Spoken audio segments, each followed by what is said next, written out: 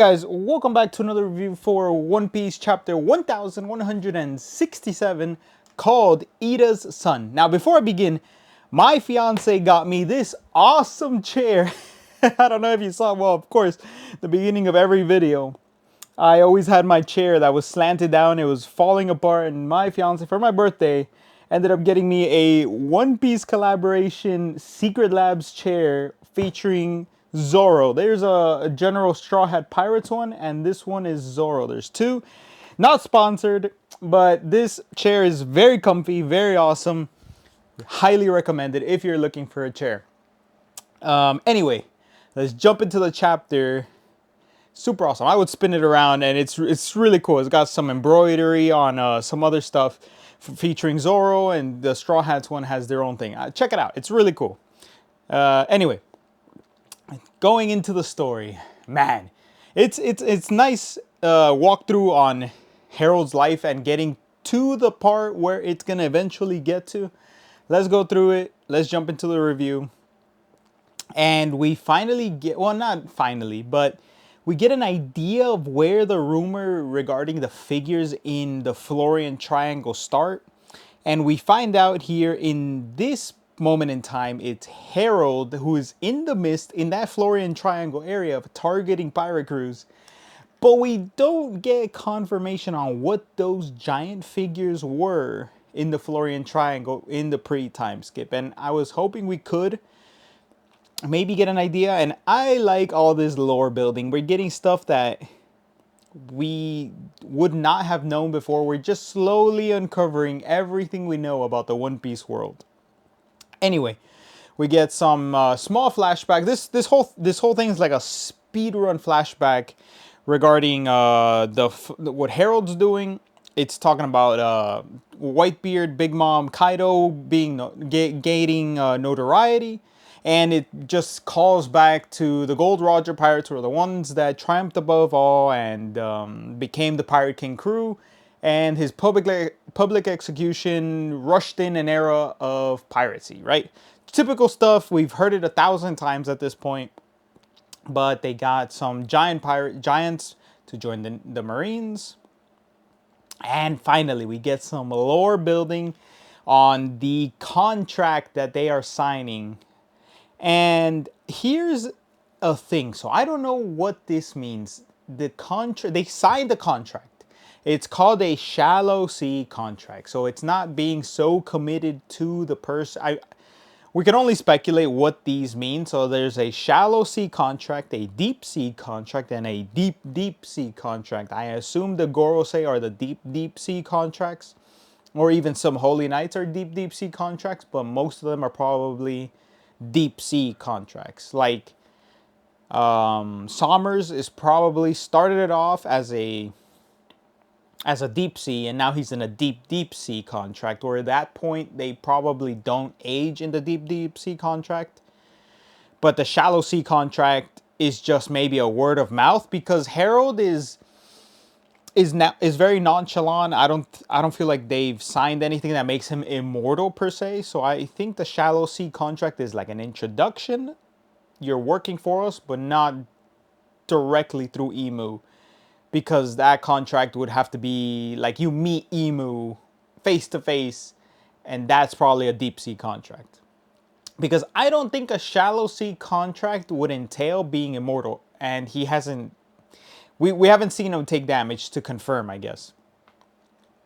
So I'm just, what does the shallow contract must be a word of mouth to get confirmation. But there's this thing where, anyway, we'll get to it in the chapter. Anyway, he's just happy to prove himself. Thank you for the opportunity. I'll do my best. Thank you. He's like, basically, Harold is what people slandered Garp to be.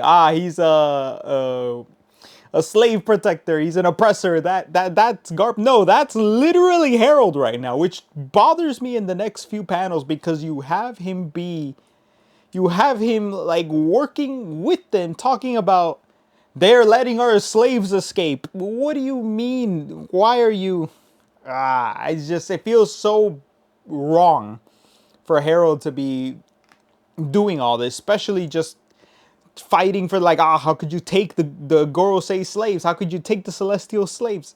Let's keep going. But that just like, there's like a switch there that I don't like. Anyway, he's 100% committed to the cause to make Elbaf a member nation. But they're just saying, with due time. With due time. They're saying there's only 13 individuals in the entire world to receive the privilege of the Deep Sea and Deep Sea contract. So it's basically talking about the Gorosei Holy Knights.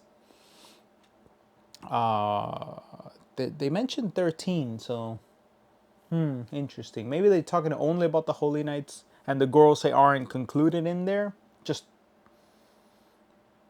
to throw it off, because there's 10 Holy Knights, then there's 5 Gorosei. That's 15 contracts technically. Maybe they're not including themselves. Anyway, or maybe they're talking about the Shallow Sea and I don't know. We'll keep going. Then they slowly chime in and sprinkle in. You'll know more about the true world and the world's history and the one true God. You'll work under the one true God. And Harold's asking, what is the one true God? So he really doesn't know enough about Imu, which is a fumble by Zebek. He didn't mention anything to Harald about Imu, a god of the world, emperor of the world. Anyway. We have an older Fingerling Garling asking about what Imu's planning. He doesn't know.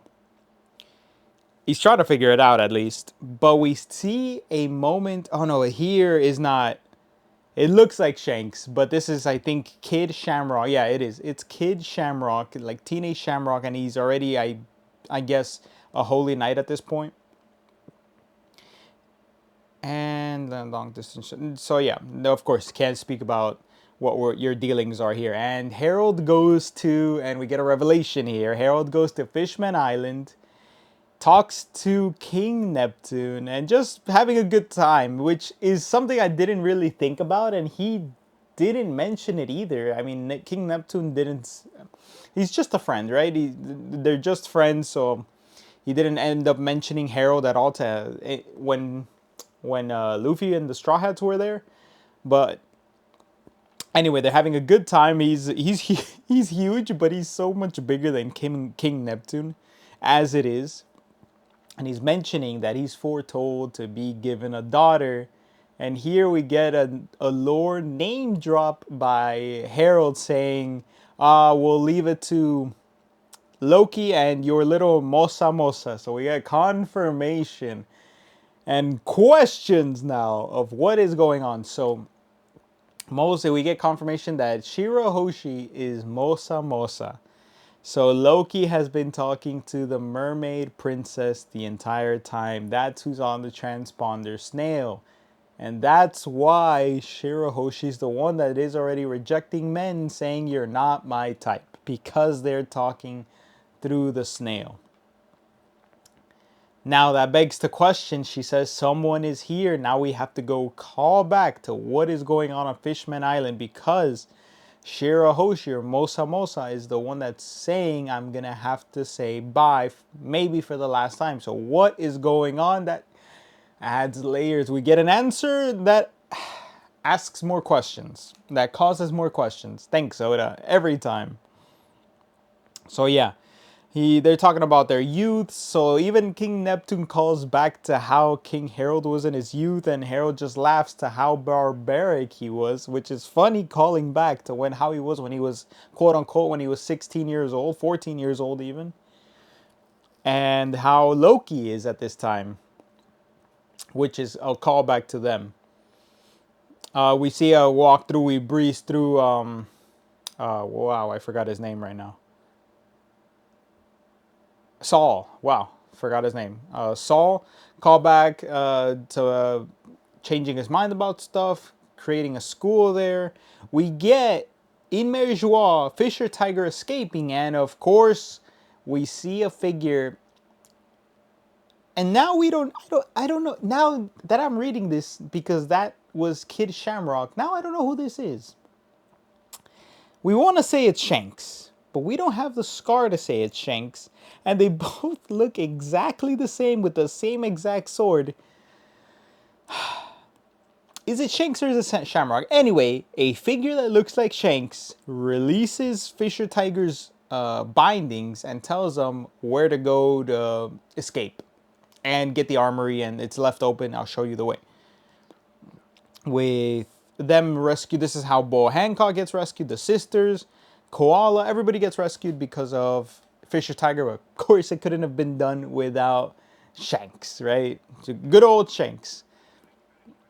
And this is the part that throws me off, because Harald is in Mare Joie and they're saying, and he's just like, we gotta stop these people, we gotta save your slaves. It just throws me off because it's such an opposite of what Luffy did, and I feel like what Harald should be doing, looking around, like, isn't this wrong? Don't you think? But he's so deep into his goal that he needs to have Elbaf be a member nation because of everything he's sacrificed, that this looks okay to him, I guess. This is how the world works, and it just falling into insanity. So here we get a introduction of Shanks. We see Saint Shanks, right? Although they're both called Saint Shamrock, Saint Shanks from the Figureland family. Anyway. They're mentioning he's also in a shallow sea contract, but if he gets a deep sea contract, he'd be an unstoppable force as well, just like Shamrock. And he gets this weird feeling. He says, I feel like I've seen you before. And of course, Roger must have talked to Harald at some point. And Harald in those like first 5 years must have seen baby child Shanks on Roger's crew. Which also begs the question, does the Gorosei not know, do they not know that Shanks was on Roger's crew? That's weird.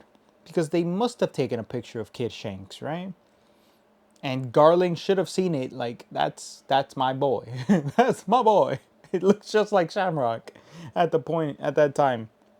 Anyway, they're both decked out. We see Shamrock Shanks next to each other, and he's playing it off, or we don't know, right? Everybody calls Shanks a rat, right? It's just the slander is insane, but I don't know if he plays it off. I don't know what Oda's gonna do. Like, he got hit in the head, and he remembers he's a God's Knight, or he's a Celestial, and he bumps his head again. Maybe it looks like he was just in a fight and he got slapped. He got a scar over his eye. He's bandaged over the eye. We assume this is the scar that he gets from Blackbeard. I assume, maybe, probably. We don't know. But what the heck?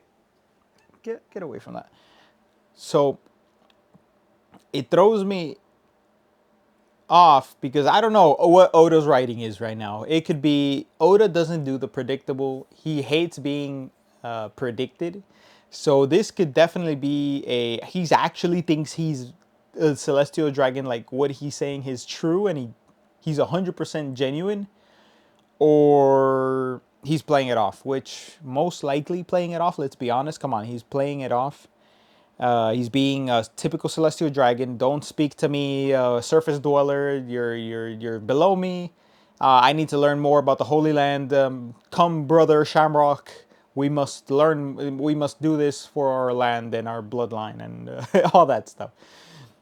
But Harald isn't convinced. I'm pretty sure he has a sense of intention from Shamrock, because he doesn't. He looks back and he's questioning.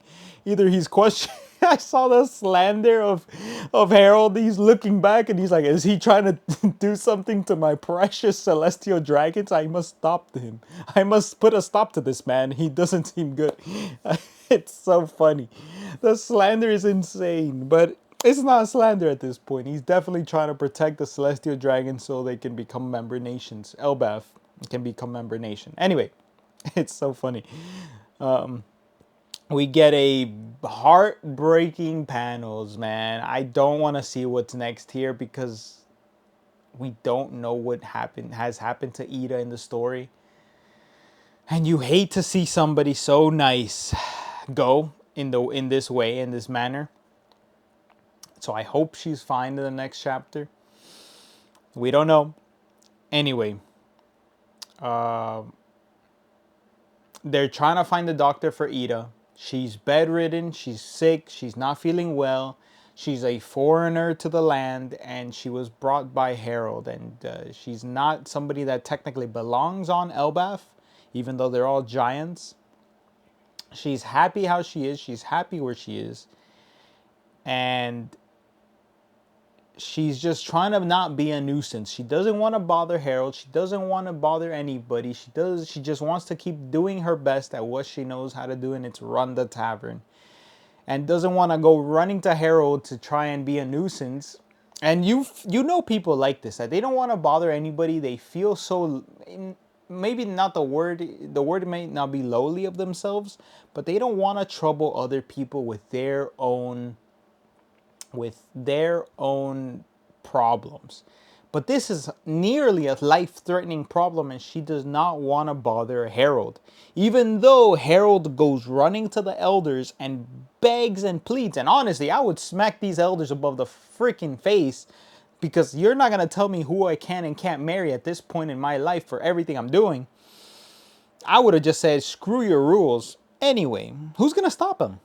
Who's going to stop him? Anyway, he runs to try and get the blessings to get married, but they are not letting him. So I feel like he definitely would have saved Ida in any form, fashion, looked for the best doctor. We have a more grown-up Loki in his own way.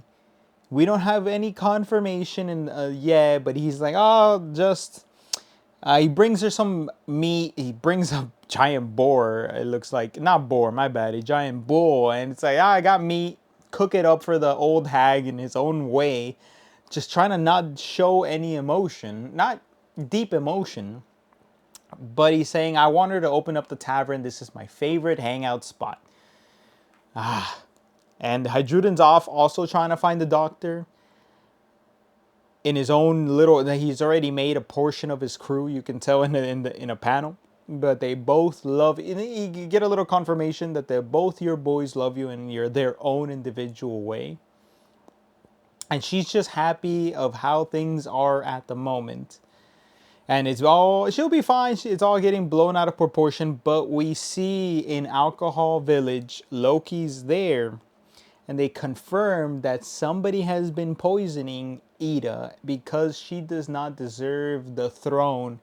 It's Loki's birth mother, not quote unquote. It's Loki's birth mother, and they're trying to steal it. They're trying to steal their belongings, even though they're like weird relatives. Anyway, Loki loses it. He basically nukes the entire village. Ida's getting worse day by day. They're already going to call for a doctor, or call Harald actually for a doctor. Loki's using his hammer. He's swinging it around wildly in one hand. And he says that through everything, he remembers what his birth mother did to him. She didn't love him at all. And he recalls back to the moment Ida says, why don't you just hang out down here in the tavern with us? And says that she is the only mother I've ever known. Just heartbreaking, man. It's Loki's mom. She's his mom, and she's the one that has shown him kindness after everything in the world, even Heidrun. And how he treats Heidrun and everybody else. He loves, well, I don't know if he loves his Ida as a mom, but he sees her as his mother. And it's just so gut-wrenching because nobody even after, or before or after, probably has seen him in a good light. And it's heart-wrenching, for our poor man's Loki. But that's it for the chapter. No break, as far as I can tell, no break next week. And Anything else in the chapter I'm missing? I don't think so. So we get confirmation Shirahoshi is Mosu Mosu. Loki ended up ravaging the whole village, which... What was it? No, he killed they think he killed his father. That's why he's been in prison this whole time. But he nuked the entirety of Alcohol Village because they're killing his mother. They're basically murdering his only mother. It's awful, man. Anyway, let me see if there's anything else. That's it for the chapter review, guys. If I've gone to 20 minutes, I should have just rushed to end it, honestly. But yeah, if you have any questions, please leave me a like, comment, and subscribe, guys, and I'll see you for the next one.